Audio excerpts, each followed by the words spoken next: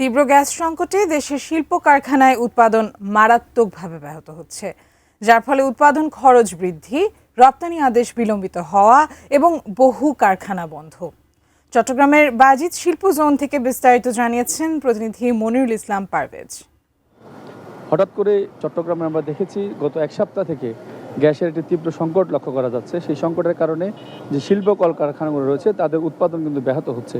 এখানকার শিল্প মালিক গ্রুপের অনেকের সাথে আমি কথা বলেছি, তারা জানিয়েছেন যে আগে যে মিলটি 24 ঘন্টা চলতো সেটি এখন 3 ভাগের অর্থাৎ 4 ভাগের 1 ভাগ সময় চালাতে পারছে আর 3 ভাগ সময় বন্ধ রাখতে হচ্ছে। এতে কিন্তু উৎপাদন খরচ বেড়ে যাচ্ছে এবং শ্রমিকদের সামনে কিন্তু বেতন সহ নানান যে সংকট এটি সৃষ্টি হচ্ছে, অর্থাৎ এটি দেশের অর্থনীতিতে বিশাল একটি প্রভাব পড়বে সেজন্য কথা আমাদের জানানো হয়েছে। তবে ওনারা বলছেন ওনারা বরাবর এই গ্যাসটি যাতে ওনাদের যে প্রেশার সেই প্রেশার যাতে পায় সেটি ওনারা চেষ্টা করে যাচ্ছেন, চিঠি দিচ্ছেন, কিন্তু তারপরেও সরকারিভাবে কোনো উদ্যোগ ওনারা দেখতে পাচ্ছেন না। যে এই শিল্প মালিকদের যে এখন সংকটটি সেটি কিন্তু ব্যাপকভাবে ধীরে ধীরে বেড়ে যাচ্ছে, অর্থাৎ এইটি যদি খুব সহসা ঠিক করা না হয় তাহলে দেশের অর্থনীতিতে বিশাল একটি ধাক্কা লাগবে, সে ধরনের কথাই কিন্তু আমাদের জানানো হয়েছে। তবে সবাই হয়তো আশা করছেন যে জ্বালানি মন্ত্রণালয় হয়তো খুব শীঘ্রই এই গ্যাসের এই সংকটটির ব্যাপারে ওনারা উদ্যোগ নেবেন। তবে আরেকটি জিনিস জানিয়ে রাখি, যেমন এলএনজির যে দুটি টার্মিনাল রয়েছে কক্সবাজারের দিকে, সেখানে একটি আগুন লাগার কারণে সেই যখন এলএনজিটি যে সাপ্লাই চেনে একটি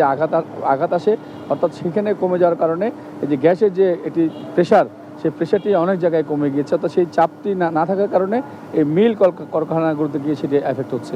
তো আপাতত গ্যাস সংকট নিয়ে অধিকাংশ মিল কলকারখানার যে উৎপাদন কম হচ্ছে, আমার কাছে বাইরের শিল্প এলাকা থেকে এতটুকুই রয়েছে।